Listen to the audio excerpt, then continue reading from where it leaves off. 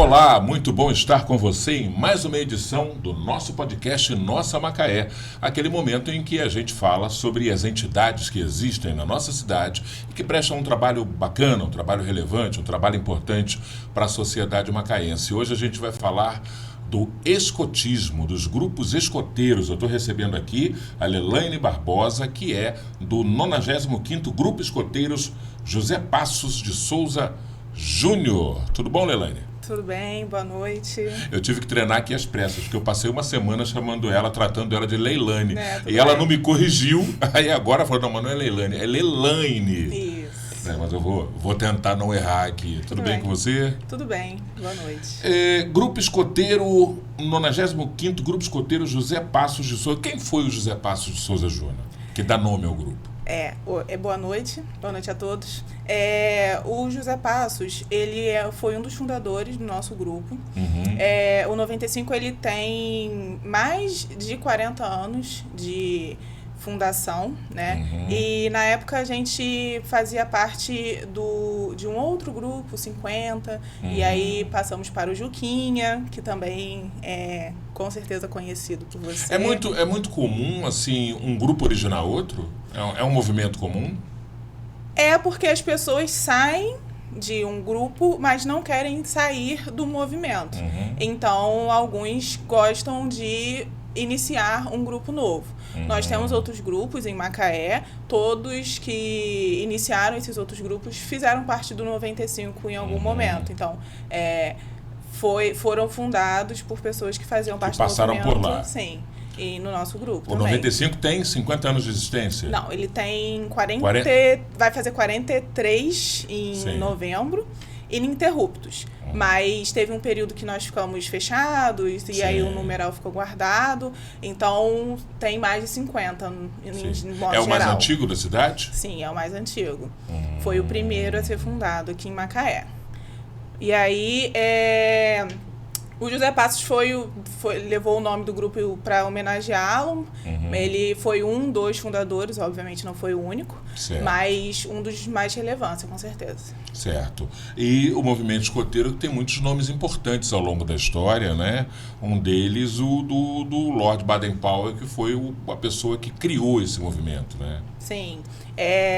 Baden-Powell, para os mais próximos, BP, né? Ele foi o fundador, o criador do movimento escoteiro. Foi na Inglaterra? Foi na Inglaterra em 1907, tem bastante tempo.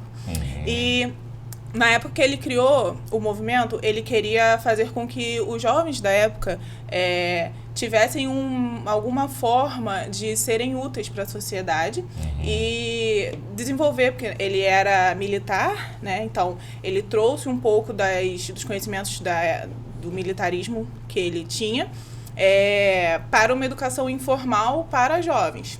Então, tinha muitos jovens sem ter o que fazer, muitos jovens sem um trabalho efetivo para ajudando a sociedade em si. E aí ele juntou alguns meninos e levou para o primeiro acampamento do movimento escoteiro na ilha de Brownsea. E a partir daí o movimento foi se expandindo, foi sendo mais conhecido. Sempre bom lembrar que a gente não está falando de uma Inglaterra rica como é hoje, né? 1907 era complicado, o velho continente tinha muita pobreza. Inclusive, ele saiu, antes de criar o movimento, ele tinha saído de uma guerra recente, onde ele liderou. Então, a gente tinha pessoas vivendo uma realidade muito difícil. Tinha um pós-guerra no meio disso, né? Exatamente. E aí, como fazer com que os jovens naquela época saíssem um pouco dessa realidade e começassem a aprender novas coisas e ser mais úteis para a sociedade. E aí ele pensou no que hoje nós chamamos de escotismo e tudo iniciou lá em 1907 com ele. Legal. Você é uma jovem. Sim. Você é uma jovem. Nos dias de hoje, vamos voltar aqui para 2024, nos dias de hoje, o que é que motiva um jovem ali na faixa dos 10, 11 anos de idade, num momento em que a sociedade vive um surto de individualismo, né? E de uma espécie de trancamento do jovem em si mesmo, nas suas tribos, nas suas bolhas. O que motiva um jovem, por exemplo, a querer ingressar no grupo escoteiro?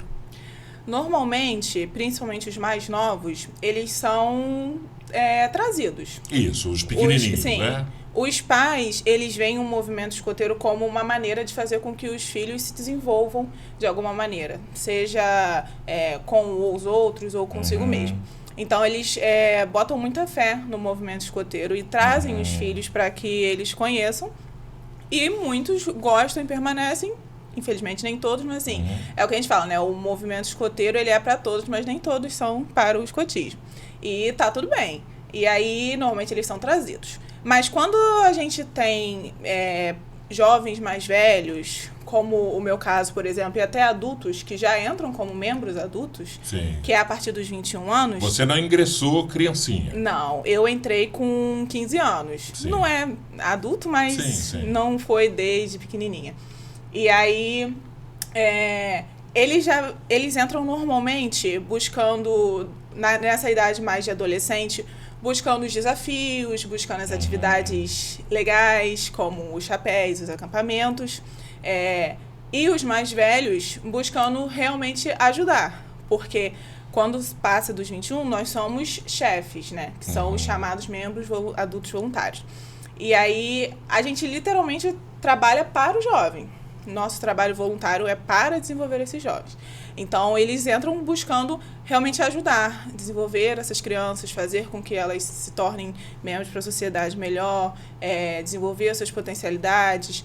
Então, depende da idade, cada um busca uma coisa, mas todos buscam um objetivo maior no movimento, seja ajudar a si, seja ajudar o próximo, se desenvolver os seus filhos. Sempre tem alguma coisa por trás disso. Se eu estiver enganado, você me corrija, por favor. Uma coisa que eu vejo assim, no movimento escoteiro, que eu acho que é muito interessante, que deve fazer muito bem para a criançada, é o que eu chamo assim de um desenvolvimento das autonomias. Sim. Porque essa coisa daquela criança, às vezes, que é criada, ele tem um núcleo familiar ali muito próximo, cuidadoso e tal, e de repente essa criança vai para o grupo escoteiro, ela tem atividades, ela tem tarefas a desempenhar, não tem? Sim. Aí vai para um acampamento, por exemplo. Às vezes, em muitos casos é a primeira vez que a criança experimenta um distanciamento da família, onde ela tenha que... Não é que ela está por conta própria, mas é diferente. Sim. Né? E isso deve fazer muito bem para as crianças. Isso não? acontece muito. Normalmente, lá é onde os pais normalmente falam assim, é a primeira vez que meu filho vai dormir sem mim. Dormir fora de casa. Primeira vez que ele vai fazer alguma coisa sem mim. E todo o trabalho dentro do movimento escoteiro, ele é feito para isso. Nós trabalhamos em grupos, que nós chamamos de sessões, de patrulhas, que são separados por idades, e, enfim. E esses grupos têm os jovens que são responsáveis por esses grupos. Então, a gente tem como se fosse um líder de um grupo de crianças que faz com que ele desenvolva, além da sua autonomia também, a sua liderança, que faz com que ele seja responsável por esse grupo. As sessões, que são por idades, elas também são divididas em grupos menores. Então, eles aprendem a lidar com outras pessoas, eles aprendem a trabalhar em conjunto, a lidar com frustrações e a serem independentes, porque a partir do momento que eles saem de casa e vão para uma atividade externa, ou até mesmo para atividades dentro da sede, são colocados para eles jogos, são colocados para eles atividades que eles precisam pensar em como resolver, que eles precisam ganhar, porque tem a competição, trabalhar em conjunto para chegar nessa vitória. E aí, todas as atividades que nós aplicamos são desenvolvidos nos jovens algum ponto que nós chamamos de método educativo. E eles precisam, né, além do método educativo, que é o trabalhar em equipe, que é o desenvolver sua progressão pessoal, eles também precisam desenvolver algum aspecto, seja físico, intelectual, caráter, social, afetivo. Então, todos os jogos, todas as atividades que nós aplicamos tem que ser desenvolvido nesse jovem alguma dessas áreas. Então, eles estão sempre em desenvolvimento de alguma maneira. Então, é o aprender fazendo, que é um dos nossos métodos, né? Eles não vão aprender a montar uma fogueira com a gente sentando com eles numa sala de aula e passando num quadro. Eles vão aprender montando uma fogueira. Então, assim, o aprender fazendo ajuda muito nessa parte. E a parte de que são eles mesmos resolvendo, são eles mesmos fazendo, são eles pegando, botando a mão na massa, isso aí. Então, a autonomia é o tempo inteiro trabalhada. Então, eu posso dizer que o movimento escoteiro é também um espaço de formação de líderes, de lideranças. Com certeza. Além da questão de que nós temos os monitores, os submonitores desse pequeno grupo de crianças, como eu já tinha citado, que é uma pessoa responsável por essas outras crianças, né? Então, a gente tem um jovem que vai sempre estar responsável por outros. Certo. Isso faz com que esse jovem já tenha uma liderança mais desenvolvida. Certo. Além disso, eles são responsáveis também por ensinar outros jovens, os jovens da sua própria seção, da sua própria patrulha. Eles são responsáveis por chamar e montar reuniões, planejar projetos. Então, isso também faz com que eles estejam o tempo todo desenvolvendo essa liderança, e isso é constante no movimento. Eu posso dizer que eu não entrei pequena, né? Mas eu entrei como membro juvenil. Com 15 anos é ramo sênior. E eu posso garantir que o que eu tenho hoje de iniciativa, de responsabilidade, de liderança na minha vida, no meu trabalho, foi extremamente desenvolvido enquanto eu era sênior e quando eu fui monitora, principalmente. Então, assim, Você vê esses sinais no seu dia a dia? Vejo. Foi uma experiência que eu tive, que eu pude comprovar, além do que a gente já sabe, a gente já vê nos próprios jovens, mas eu vivenciei. Então, assim, eu garanto que isso realmente, de fato, acontece. Legal. Você falou aí do sênior, né? Tem uma escala, uma nomenclatura que tem a ver com a faixa etária, né? Começa com o lobinho, é isso? Isso. Como é que é essa escala aí? Ela começa com 6 anos e meio, tá? Tem um projeto de alteração para diminuir essa faixa etária, mas a princípio é 6 anos e meio. E aí, as idades, elas são todas pensadas de acordo com o desenvolvimento mental e físico das crianças. Então, é de 6 anos e meio aos 10, que é o ramo lobinho. E aí a gente tem aquelas crianças ainda na fase lúdica, ainda, né, aprendendo a lidar com o próximo, não pensar só em si mesmo. Então, a gente trabalha esses pontos. Depois, desenvolver empatia, isso aí, né? Solidariedade. Aprender a trabalhar com o outro, mas sempre com essa ideia lúdica por trás. Certo. E aí a gente tem o ramo escoteiro, que vai até os... Pega nos 10 anos. Ele pega no 11. Na verdade, é 10 e até os meses, até formar 11, no caso. Sim. Que vai até o 14 e antes dos pouquinho. 15, isso aí. A criança pode passar antes, mas em tese é essa idade. Que é a fase da pré-adolescência, a fase de trabalhar mais em grupo, começar a ser mais responsável. Então, as atividades são trabalhadas para desenvolver essa parte. Dos 15 aos 18 incompletos é o ramo sênior, que aí já é desafio, já é pegar uma zona de conforto e realmente suprir e passar por cima das coisas que nós normalmente achamos que não podemos, é literalmente desafiar mesmo. E dos 18, acima dos 18, né, até os 21, que também tem um projeto de se passar para 22, mas a princípio ainda é 21, o clã pioneiro. E aí no clã pioneiro, eles já são adultos, já são maiores de idade, mas ainda são membros juvenis. Então, eles já estão mais desenvolvidos, eles já estão mais a par da sociedade, então eles têm um foco mais em ajudar a sociedade com trabalho voluntário, ele tem mais um foco de planejar suas próprias atividades, fazer as coisas com mais profundidade, não é só o brincar e o ser desenvolvido, é o se desenvolver, pegar e se desenvolver. Então, o Clã Pioneiro, ele tem uma pegada um pouco diferente das outras sessões, mas por causa da idade mesmo.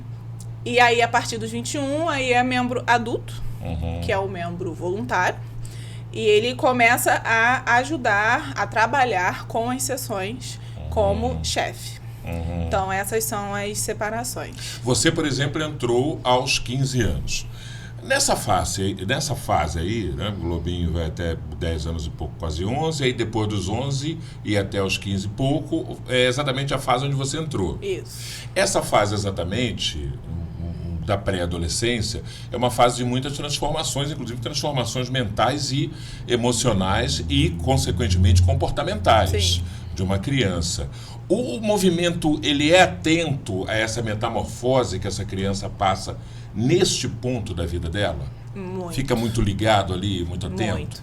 Nós passamos por muitas situações, temos muitos casos que nós precisamos realmente trabalhar cada criança. Você tem a questão da puberdade. Sim. Trabalhar cada diversas. criança individualmente ali. A gente precisa pensar no geral, mas também olhar cada jovem. E aí tem os jovens que têm mais problemas, mais dificuldades e precisa de um pouco mais de atenção. E o movimento, os chefes principalmente, eles criam um laço de afeição, de proximidade com esses jovens para poder ajudar nessas questões também. Então, tem que ter uma confiança, né? Sim. Acima de tudo, né? Acontece muito porque estamos trabalhando com pessoas. Exatamente, com crianças e jovens. E a gente lida com isso diariamente, assim. As reuniões são aos sábados, né? Mas ser chefe não é só aos sábados, né? Durante a semana também. Então, lidamos com essas etapas constantemente. Você passa a semana lidando com questões e demandas referentes ao grupo. Sim. Além do planejar a atividade, do planejar o calendário, pensar no o que precisa para tais atividades acontecerem. Também tenho contato com as crianças, com os pais, que é o WhatsApp, enfim, é constante. Então, nós somos chefes fisicamente 3 horas aos sábados, mas mentalmente a gente é chefe 24 horas praticamente. Existe uma interação, uma interface, um acompanhamento, por exemplo, com a vida escolar dessas crianças? O grupo dá uma atenção para isso? Desempenho, assiduidade, a questão comportamental também no ambiente escolar? Sim, não é um requisito que impeça ou permita a criança de fazer parte. Certo. Mas para ela fazer o registro, se tornar membro, pelo menos no nosso grupo, nós pedimos comprovação de que a criança está registrada na escola, direitinho, sim.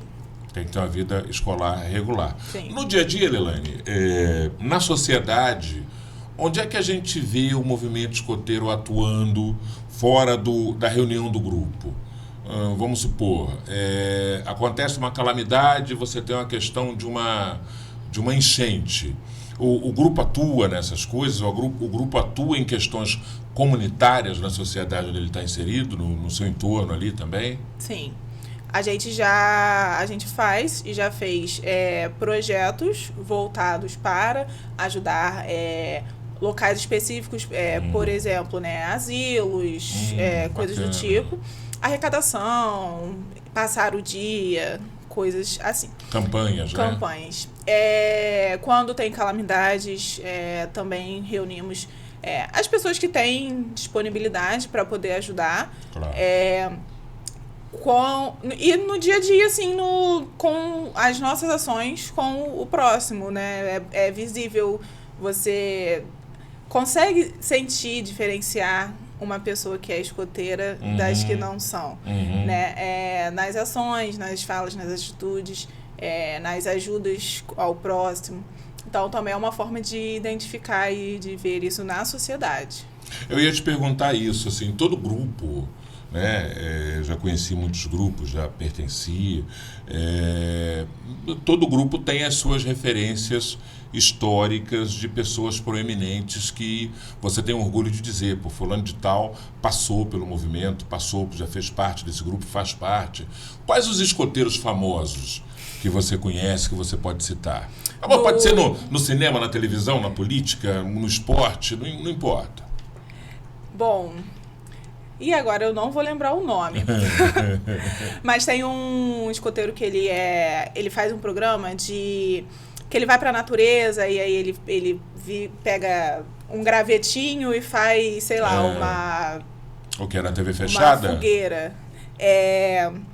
Eu posso pesquisar aqui. Deve ser no Discovery, é um Discovery, né? Desse da Deve vida, ser no Discovery, sim. Nós temos alguns atores que também são, que eu também não vou lembrar o nome. Não tem problema. Mas tem sim. O que acontece é que normalmente quando as pessoas elas se tornam adultos, né, enfim, e vão viver a sua vida além, elas acabam se afastando um pouco. É difícil realmente conciliar 100% o nosso dia a dia com um trabalho voluntário que exige tanto de nós como movimento. Então, muitas vezes tem, mas eles não atuam mais. Então, a gente acaba que não sabe, não fica sabendo que a pessoa foi, e alguns até ainda são. Por isso é mais difícil de ver, assim. Mas tem sim, eu só não vou me lembrar o nome. Memória. Mas é claro que num movimento criado em 1907, né, 130 anos quase, deve ter passado todo tipo de gente em nível mundial, né? Você imagina. O movimento escoteiro nos Estados Unidos, por exemplo, é muito bem desenvolvido, não é? Sim. Qual país do mundo você diria hoje que o movimento é maior? Dá para apontar? Na própria Inglaterra, Estados Unidos. No Brasil, eu sei que ele é muito grande. Sim. Eu não sei te informar o maior, mas, por exemplo, nos países mais para a Europa, que são os países mais próximos da origem, ele é bem forte e é até incentivado pelos governos, pelas entidades dos países. No Brasil, como por ele ser um movimento educacional, porém não obrigatório, depende muito de cidade para cidade. Nós temos alguns locais que as prefeituras, enfim, dão algum tipo de apoio? Ajudam bem mais do que outros. E aí, por isso, depende de local para local. Mas no Brasil, no Rio é muito forte, em São Paulo é muito forte, tem muitos grupos mesmo. Praticamente em cada esquina no Rio você tem um grupo escoteiro. E mesmo assim não é tão conhecido e enfim, disseminado no Brasil. Eu, por exemplo, eu sou do Rio de Janeiro, né? Então eu conheci um grupo escoteiro que era extremamente discreto. Sim. O funcionamento, o dia a dia, a rotina. Você não via uma grande movimentação, uma coisa... A gente sempre via os escoteiros chegando e os escoteiros saindo. Exato. Mas você não via uma grande movimentação. Eu acho que é uma marca um pouco do movimento também, essa discrição, né? Talvez. Ou talvez... Porque normalmente as atividades, elas acontecem em locais específicos. Tem as sedes. Aí, normalmente, quando é uma atividade externa, numa praia, numa praça, acontece ali e acabou. Não é o tempo todo na rua, não é o tempo todo exposto. Então, e quando tem atividade, por exemplo, você vai fazer uma trilha. Você vai pro local da trilha, faz e acabou. Então, realmente não é muito... Você não vê muito. E como é só os sábados, pelo menos o nosso é os sábados, tem alguns grupos que são domingo, enfim. Durante a semana você não vê pessoas, não vê escoteiros. Só naquele horário específico da reunião. Então, realmente, não se vê tanto, assim. É bem mais isolado, digamos. Os grupos escoteiros, você falou de São Paulo é forte, Rio de Janeiro forte, também em outros países o movimento. Os grupos costumam fazer reuniões... entre grupos de cidades diferentes, estados diferentes. Existe, por exemplo, um encontro nacional dos grupos de escoteiro? Sim, inclusive teve um agora, o Jamboree, foi lá em Barreto, em São Paulo, foi há algumas semanas. E aí, o Jamboree, por exemplo, ele é de todos os escoteiros do Brasil. E aí eles se reúnem por uma semana, acampando, em um local pré-determinado. Nesse caso foi em Barreto. Tem atividades que o Jamboree Mundial, por exemplo, vai ser na Polônia em 2027. 2027. 27. Aí são todos os escoteiros do mundo. Mas, sim, são atividades pagas, são atividades longes, no caso, por exemplo, da Polônia. Então, não são todos que conseguem ir. Claro. Mas tem, com constância.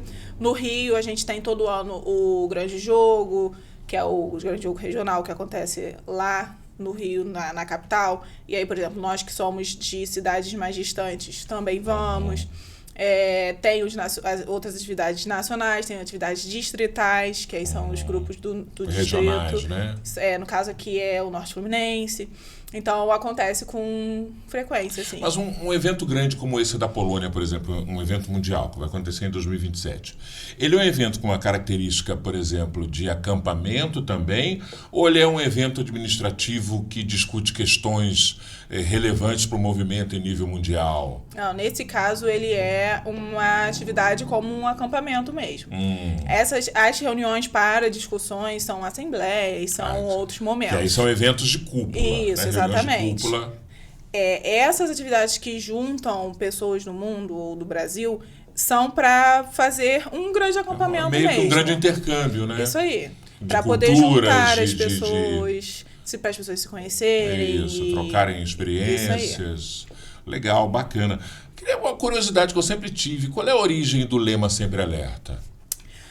O Sempre Alerta, nós temos alguns símbolos, né? Nós temos o aperto de mão, escoteiro. Eu vou te ensinar. É com essa mão aqui. É sempre com a esquerda?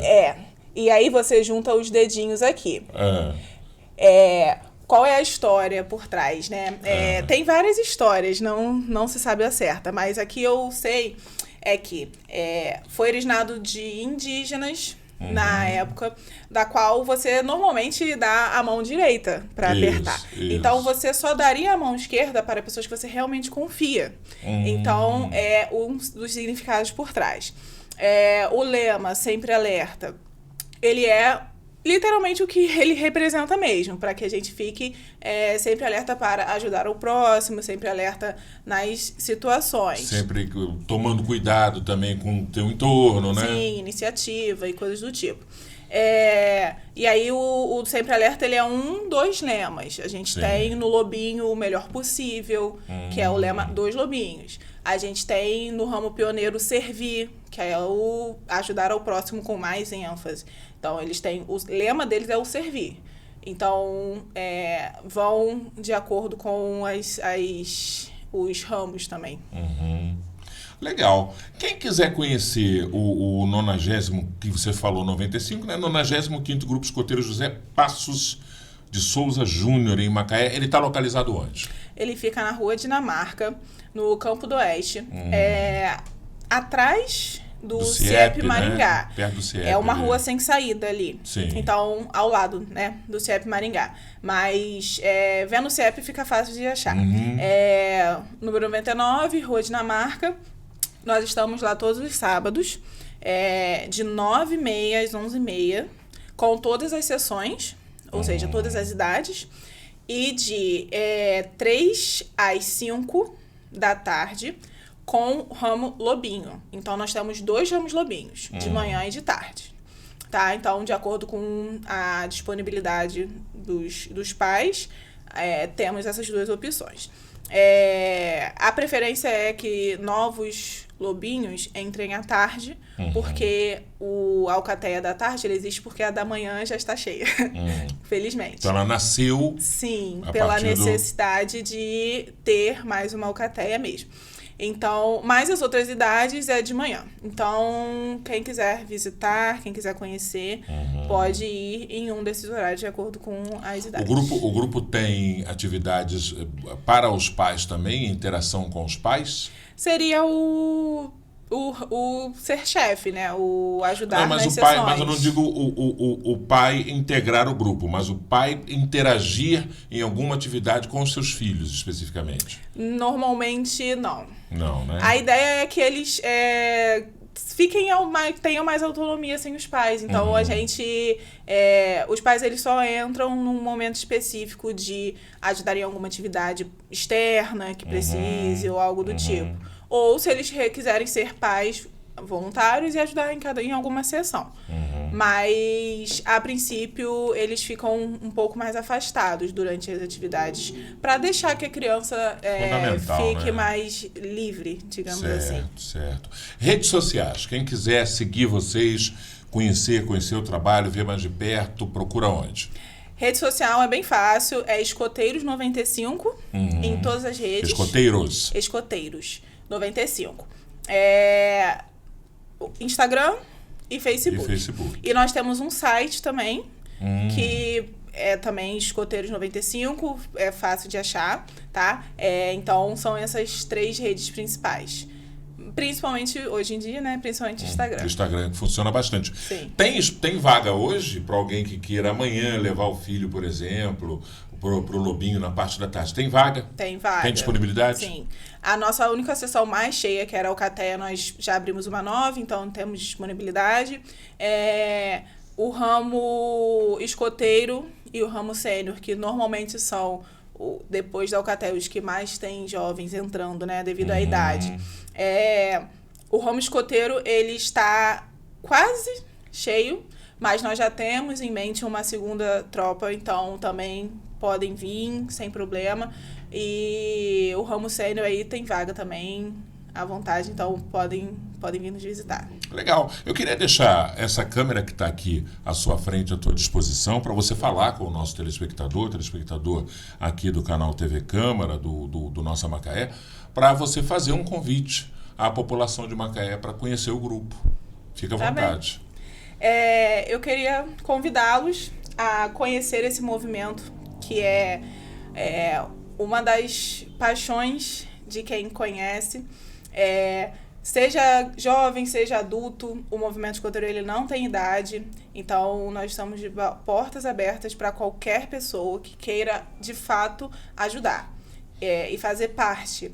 Então, faço convite, não só para os jovens, mas também para os membros adultos, vir nos visitar, vir conhecer, fazer parte desse movimento que, mais do que ensina as crianças, ensina nós também todos os dias a sermos pessoas melhores, ajudarmos mais e nos desenvolver constantemente. Então, ser escoteiro não é só vender biscoito, não é só fazer essas coisas que a TV mostra, é principalmente desenvolvimento nosso e dos outros.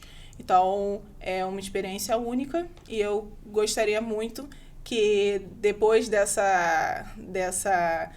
podcast que abra portas para que muitas pessoas venham para o nosso grupo.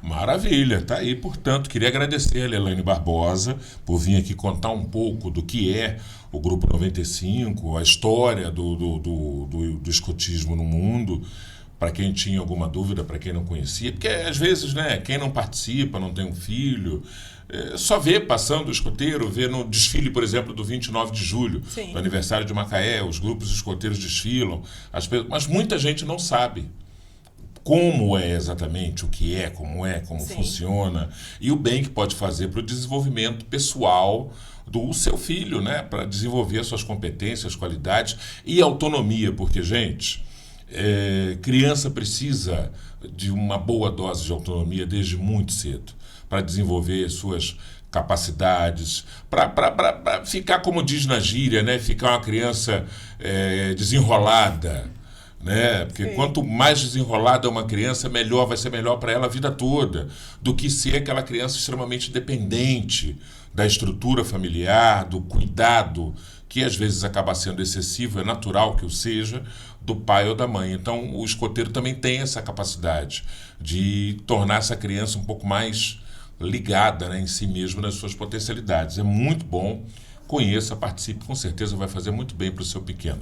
Lelaine, mais uma vez, obrigado pela tua presença. Obrigada. Sucesso lá na condução do 95 Escoteiro e eu te agradeço muito. Obrigada. Daria para ficar a noite toda falando, mas eu quero agradecer o convite, a oportunidade de estar aqui, que mais pessoas possam conhecer o movimento de fato. Com certeza. Viu? Ela falou assim, podia ficar a noite toda falando. Quando ela chegou aqui, ela estava meio apreensiva com o que ela ia falar e como ia falar e coisa e tal. E eu falei para ela, menina, isso é fácil. Difícil é fazer fogueira sem ter fósforo. E vocês conseguem, não conseguem? Normalmente. Às vezes Porque dá errado, isso é verdade, né? Sim, sim. Não é folclore. Não, existem os fósforos, então a gente facilita a vida, mas a gente aprende a fazer sim. Mas consegue fazer sem, né? Consegue. Demora, tá? Não é igual nos filmes que é rapidinho, não é aquela coisa que o MacGyver fazia, que rapidinho ele dava um jeito, não, demoradinho, né? mas dá pra fazer. Tá certo, gente, ó, tá aí, esse é o Nossa Macaé, o nosso podcast, em que a gente conversa com pessoas representativas, entidades que fazem um trabalho muito importante na nossa cidade. Agradeço a sua audiência, peço para você curtir esse canal, compartilhar com os amigos, dar o joinha lá também, que é pra gente ser visto por mais pessoas aqui no YouTube e no canal TV Câmara Macaé. Temos um encontro marcado na nossa próxima edição. Até lá!